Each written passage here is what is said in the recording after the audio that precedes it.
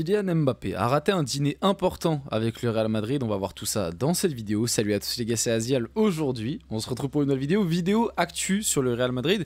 Mine de rien, ça faisait un petit moment qu'on n'avait pas fait de vidéo sur le Real dans ce format-là, on va dire dans le format vraiment actu. Parce qu'il n'y a pas vraiment de sujet principal en réalité. Oui, bien évidemment, l'info, la première info qu'on va voir et l'info un petit peu qui illustre la vidéo, c'est le fait que Mbappé a raté un dîner, le dîner de Noël avec les joueurs du Real Madrid, avec les personnes, les employés, bref tout le monde au sein du Real, tu vois, tous les ans le Real est un peu comme dans tous les clubs je pense, ça organise un petit repas de Noël et Mbappé l'a raté, assez bizarre, j'ai vu qu'au début ça faisait un petit peu, pas polémique mais ça faisait un petit peu parler, notamment du côté de l'Espagne. Au final ça a été très rapidement débunké parce que le Real Madrid a sorti la raison pour laquelle Mbappé n'était pas présent lors de ce repas et c'est compréhensible même si c'est bon.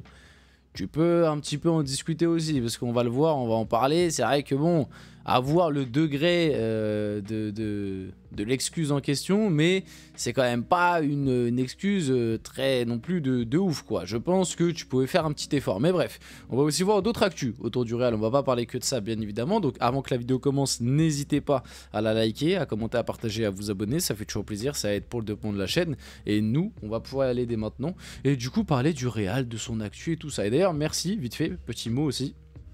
Merci les gars pour les 7000 abonnés, parce que voilà, au moment où je tourne, on a passé les 7000 abonnés les gars, donc ça fait plaisir. Je vous avais de base demandé road to 7000 abonnés avant 2025, bon, on a une bonne dizaine de jours d'avance, ça fait plaisir. Donc j'ai envie de vous dire, bah sur les 10 derniers jours, rêvons, hein. Rêvons plus grand, on sait jamais, tu vois le slogan du PSG, rêvons plus grand, on sait jamais, peut-être qu'on peut aller chercher les 7100, les 7200, les 7500, les 8000, rêvons, tu vois, rêvons toujours plus. Bon, j'y crois moyen pour les 8000, mais on ne sait jamais, c'est entre vos mains, donc n'hésitez pas, le petit like, le petit abonnement, voilà, ça fait plaisir. Allez, on y va dès maintenant, on commence la vidéo par cette première information du coup, comme je vous l'ai dit. Kylian Mbappé est fiévreux. Le Français est le seul Madrilène à avoir raté le repas de Noël avec le reste de l'effectif et ne pourra pas faire les visites à l'hôpital prévues par le Real Madrid. Comme je vous ai dit, dans un premier temps, ça a fait un peu parler. Parce qu'en fait, dans un premier temps, surtout côté Espagne, en vrai, nous, côté France, comme on a eu le truc un peu en décalé, ça n'a pas eu le temps de faire, on va dire, de faire polémique ou parler comme ça l'a fait côté Espagne. Mais parce qu'en fait, côté Espagne, il y a les photos qui sont sorties d'abord et on a remarqué qu'il n'y avait pas la présence de Mbappé. Donc on a commencé à se poser des questions. Comment ça se fait qu'Mbappé n'était pas là au dîner? Comment ça se fait qu'il n'était pas là pour les visites à l'hôpital, etc., etc. Est-ce qu'il y a un problème? Est-ce qu'il y a une embrouille? Bon, c'est comme je vous l'ai dit, ça a été très vite débunk. Le Real Madrid a du coup là précisé, les infos qui sont sorties, c'est que Mbappé était malade, était fiévreux. Bon, maintenant c'est vrai que avoir le degré de maladie et de fièvre, mais bon, t'aurais peut-être pu faire un petit effort, surtout pour la visite à l'hôpital et même le repas, tu vois, le repas avec le reste de l'effectif du Real. Je pense en plus que ce type d'événement, tu vois, ça permet vraiment de souder un groupe, de resserrer les liens, etc. Je pense que quand tu viens d'arriver dans un club, ça aurait été bien, tu vois, de faire cette démarche là. Maintenant, comme je vous l'ai dit, on connaît pas le degré de la fièvre qu'il avait. Peut-être qu'il était vraiment dans le mal et que c'est pour ça qu'il pouvait pas être présent. Je pense que c'est l'une des raisons, mais bon, on peut, si t'es dans la full théorie du complot, tu peux te dire aussi que c'est assez bizarre. Voilà, assez bizarre, surtout que ça s'est passé et 2 jours après, il y avait le match face à Pachuca, il était là, il a joué, il avait l'air d'être plutôt bien. Donc si t'as une grosse fièvre, 2 jours après, t'es pas censé être en pleine forme. En tout cas, il avait l'air d'être bien. Après, on peut pas savoir, je suis pas dans sa tête.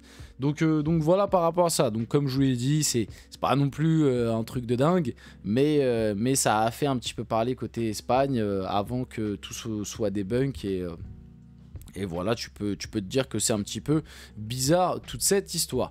Le Real Madrid rendra hommage à Vinicius avant le match contre Séville qui est demain soir.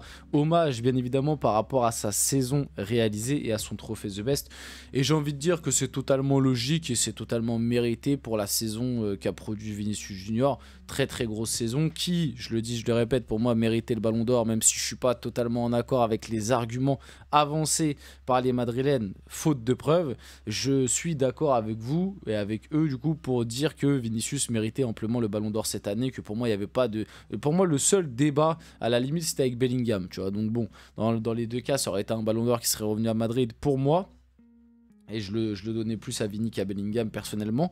Donc ouais, c'est totalement logique. Ça va être sympa. Ça va faire encore des belles images. J'ai hâte de voir les images. Vous savez, à chaque fois que le Real fait ce genre de truc, ce genre de match, bon, généralement, c'est plus pour des ballons d'or. Bon, là, ils vont le faire pour le trophée The Best, parce qu'en plus, le Real Madrid est dans sa communication de dire que normalement, c'est Vinicius qui devait avoir le ballon d'or. Donc, finalement, on lui fait un hommage quand même, parce que c'est comme s'il l'avait eu. On s'est fait voler par l'UEFA. Bon, bref, vous connaissez la position du Real sur ça. Mais j'ai hâte de voir, tu sais, les images. À chaque fois que le Real fait ce genre de cérémonie, tu as les autres joueurs derrière qui applaudissent. Ah, j'ai hâte de voir la tête de Mbappé. Franchement, les gars, je vis que pour ce moment, pour voir la tête d'Mbappé derrière, voir Vinicius soulever le trophée. Ça aurait été encore mieux avec le ballon d'or. La tête aurait pu être légendaire, voir comment il va réagir et tout. J'ai hâte de voir ça, surtout qu'on sait que souvent Mbappé, quand il y a ce genre d'événement et qu'on attend ses réactions et que, tu sais, des fois il te sort toujours des réactions de dingue qui créent des mèmes et tout. Bon bref, j'ai hâte de voir ça. Mais sinon, par rapport à l'hommage, c'est totalement logique de la part du Real Madrid. Florentino Pérez a remporté du coup, bon c'était pas hier, mais lors de la finale intercontinentale là, face à Pachuca, il a remporté son 37e trophée en tant que président du Real Madrid. 37, c'est vrai que c'est absolument énorme, avec 2 mandats du coup, on se rappelle, il y avait eu un premier mandat dans les années 2000 et puis après, il était parti pour revenir en 2009. Bon, je suis pas supporter du Real, j'estime quand même connaître un petit peu l'histoire du club est plutôt bien. Bon, bah, bien évidemment, il y a Bernabéu, il y a Santiago Bernabéu qui a été l'un des grands monsieur de ce club. Mais je pense que désormais, on peut le dire, on va attendre la fin, tu vois, parce qu'il faut toujours attendre la fin pour la fin du bal pour payer les musiciens. Mais je pense que on peut le dire, Florentino Pérez est le plus grand président de l'histoire du Real. Je pense qu'on peut le dire en termes de Ligue des Champions remportée, de ce qu'il a fait au club, surtout dans le football moderne comme on l'est actuellement. Franchement, ça va être difficile de faire mieux. Bon, je pense qu'il peut y avoir débat, hein, parce que comme je vous l'ai dit, je suis pas supporter. Je connais un minimum l'histoire et la culture du club, mais je suis pas non plus dedans à 100%. Peut-être que certains supporters fans du Real vont dire un autre nom, ou vous dire qu'il y a eu des présidents ou des personnes plus importantes dans l'histoire du Real Madrid. Je dis pas le contraire, je dis juste que pour moi, je pense que, voilà, avec tout ce qu'il a accompli sur les dernières années, je pense qu'on peut dire que c'est le ou l'un en tout cas des plus grands présidents de l'histoire de ce club et incontestablement l'un même des plus grands monsieur de l'histoire du foot, hein. On va pas se mentir, l'un des plus grands présidents de l'histoire du foot, je pense, Florentino Pérez, avec du coup le plus grand club, enfin le club le plus titré, le plus grand club au monde, le Real, ça va de soi quoi. Donc voilà, 37 trophées, c'est quand même solide. Et d'ailleurs aussi, Carlo Ancelotti, record, Carlo Ancelotti devient l'entraîneur le plus titré de l'histoire du Real Madrid, 15 trophées, le tout en 316 rencontres, soit un trophée tous les 21 matchs. Ça c'est pareil, sacré ratio, donc Ancelotti et Florentino Pérez qui sont devenus le même soir les plus titrés dans leur domaine. Par contre sur Ancelotti, je me lancerai peut-être pas autant que sur Florentino Pérez, dans le sens où, grand monsieur, il fera, oui pour moi c'est l'un des plus grands entraîneurs de l'histoire du foot, incontestablement il doit être dans un top 3, top 5, mais facile, et même pour beaucoup c'est le top 1. Pas pour moi personnellement, mais il est dans mon top 3 je pense, top 3, top 5 comme j'ai dit assez facilement. Maintenant, est-ce que c'est le plus grand entraîneur de l'histoire du Real? Je suis pas sûr. Il fait partie, tu vois, encore plus avec ce record, parce que voilà, maintenant ça devient le plus titré. Mais je suis pas sûr que tu demandes aux supporters du Real, ils te disent que Ancelotti est le plus grand entraîneur de l'histoire du club. Je peux me tromper, mais je ne pense pas. Maintenant, faut pas minimiser ce qu'il a fait, surtout que pour moi, ça fait quand même 2-3 ans qu'il arrive à faire des choses exceptionnelles avec finalement pas un effectif, je trouve, en tout cas en termes de profondeur, un grand effectif quoi, en termes de profondeur, et même sur certains postes en termes de qualité. Ancelotti il a vraiment réussi à bricoler avec des fois pas grand chose, donc par rapport à ça, grand respect à monsieur Carlo Ancelotti bien évidemment. Et il y a aussi Eduardo Camavinga, historique, à 22 ans, Eduardo Camavinga a fini le jeu avec le Real Madrid, il a gagné tous les trophées possibles, pas mal non, c'est français.